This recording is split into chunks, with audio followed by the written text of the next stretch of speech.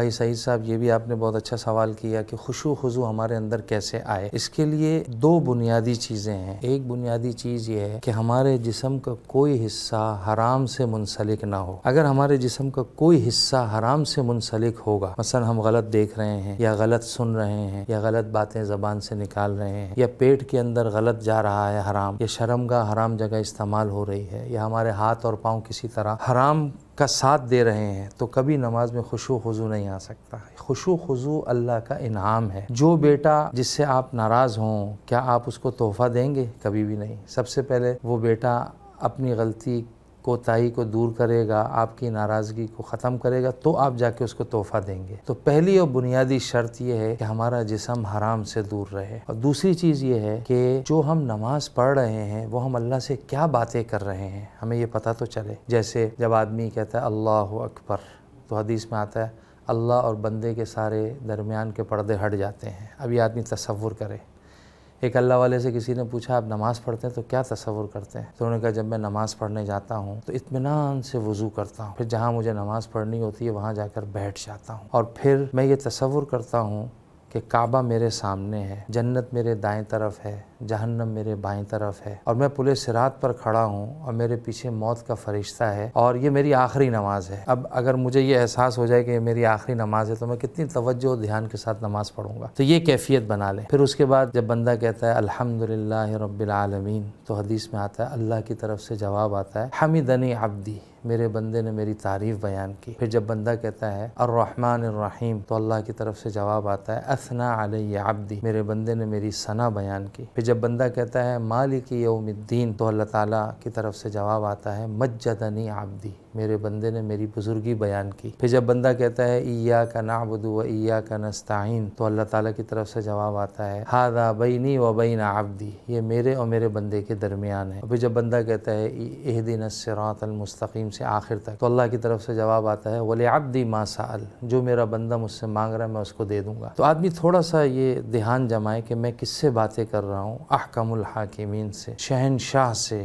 ایک عام گورنر سے اس کی ملاقات طے ہو تو کتنے دھیان۔ خشوع خضوع کسے کہتے ہیں؟ خشوع خضوع دھیان کو کہتے ہیں کہ یہ مجھے پتہ ہو کہ میں کہاں ہوں۔ تو جب بندے کو یہ احساس ہوگا میں اللہ سے باتیں کر رہا ہوں تو کتنا مزہ آئے گا۔ پھر جب ہم کوئی سورت پڑھتے ہیں تو جو بھی سورت ہے قل اعوذ بالفلق ہے، قل اعوذ بالناس، تو تھوڑا سا علماء سے پوچھ کر اس کا ترجمہ، سورہ کوثر ہے تو اس کا شان نزول کیا ہے، سورہ کافرون ہے تو اس کا شان نزول کیا ہے۔ تو یہ عام طور پہ ہم 8 10 12 صورتیں ہی پڑھتے ہیں، تو بس یہ کسی علماء سے، کسی عالم کے پاس جا کے اس کا ترجمہ مفہوم ذہن میں رکھ لے، پھر جب بھی جو بھی صورت پڑھے تو وہ مفہوم ذہن میں لے آئے، تو ایک اس کو جو ہے وہ توجہ اللہ کی طرف حاصل ہو جائے گی۔ پھر اس کے بعد جب بندہ رکوع میں جاتا ہے تو ہم پڑھتے ہیں سبحان ربی العظیم۔ اس کا معنی کیا ہے؟ میں پاکی بیان کرتا ہوں اس اللہ کی جو بڑا عظیم ہے۔ پھر ایک تصور آتا ہے دل میں، مثلا میں کسی کی تعریف کرتا ہوں، کسی بڑے آدمی کی، جیسے تقی عثمانی صاحب ہیں، وہ مجھے نہیں جانتے، میں کہتا ہوں جی تقی عثمانی صاحب بہت اچھے ہیں۔ اب آدمی یہ سوچتا ہے یار میں نے ایک تعریف کی ہے، پتہ نہیں کتنے مہینوں کے بعد جا کے کوئی ان کو یہ بتائے کہ جی فلانے صاحب نے آپ کی تعریف کی ہے۔ تو ایسے ہی جب ہم کہتے ہیں نا اللہ کی تعریف بیان کرتے ہیں تو شیطان وسوسہ ڈالتا ہے کہ بھائی اللہ نے سنی ہوگی کہ نہیں سنی ہوگی۔ تو اللہ تعالیٰ جیسے ہم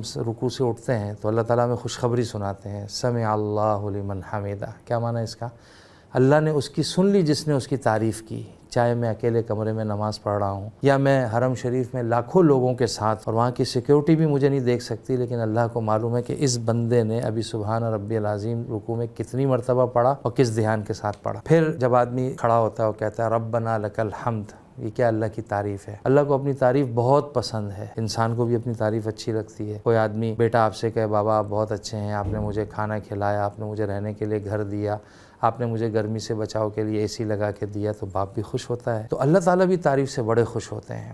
ایک مرتبہ حضور صلی اللہ علیہ وسلم نے نماز پڑھائی تو ایک صحابی سے پوچھا تم نے کیا پڑھا؟ انہوں نے کہا کہ میں نے جب آپ کھڑے ہوئے تو ربنا لک الحمد کے بعد میں نے پڑھا حمدن کثیرن طیبن مبارکن فی، یہ 5 کلمات میں نے پڑھے۔ حضور صلی اللہ علیہ وسلم فرمایا کہ 30 سے زیادہ فرشتے اس کا ثواب اٹھا کے آسمانوں پر لے جا رہے تھے۔ تو یہ آدمی تصور کرے کہ ابھی میں یہ پڑھ رہا ہوں نا تو اللہ پاک میری آواز کو سن رہے ہیں اور میری بات سن کر خوش ہو رہے ہیں۔ پھر جب بندہ جاتا ہے سجدے کے اندر تو علماء فرماتے ہیں سجدے میں آدمی ایسا ہوتا ہے جیسے وہ اللہ کے قدموں کے قریب ہو۔ اللہ تعالیٰ تو شکل سے، صورت سے، اعضاء سے پاک ہیں، لیکن گویا کہ ایک تصور یہ کرے کہ میں اللہ کے قدموں کے قریب ہوں۔ پھر آدمی سبحان ربی الاعلیٰ. جب آدمی یہ پڑھے تو اس کا ترجمہ کیا ہے؟ میں پاکی بیان کرتا ہوں اس اللہ کی جو سب سے بلند و بالا ہے. اب آدمی یہ تصور کر کے کہ میں اللہ کے قدموں میں ہوں، اور حدیث شریف میں آتا ہے سب سے زیادہ نمازی جو اللہ کے قریب ہوتا ہے وہ سجدے میں ہوتا ہے، اور یہ تصور کر کے کہ میں اللہ کے سب سے زیادہ قرب مجھے اس وقت حاصل ہے اور میں جو ہے وہ اللہ کی تعریف کر رہا ہوں اور اللہ انتہائی غور سے میری تعریف سن رہے ہیں،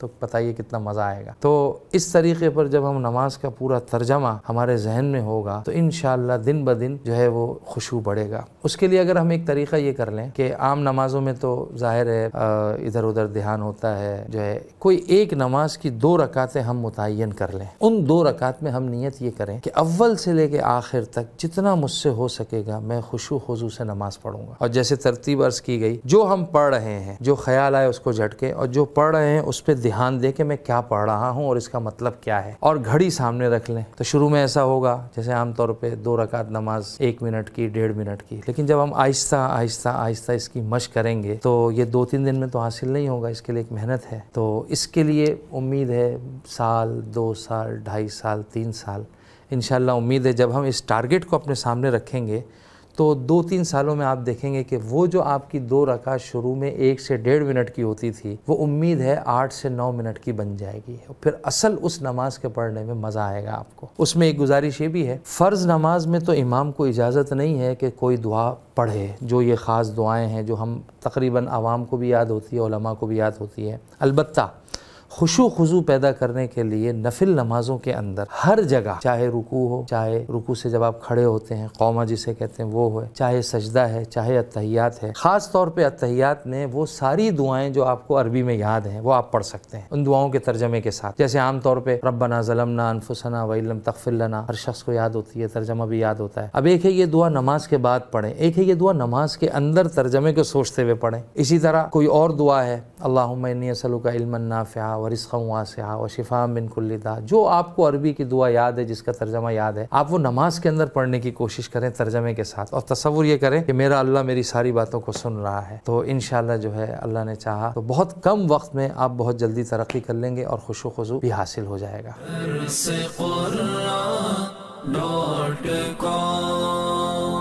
www.darsequran.com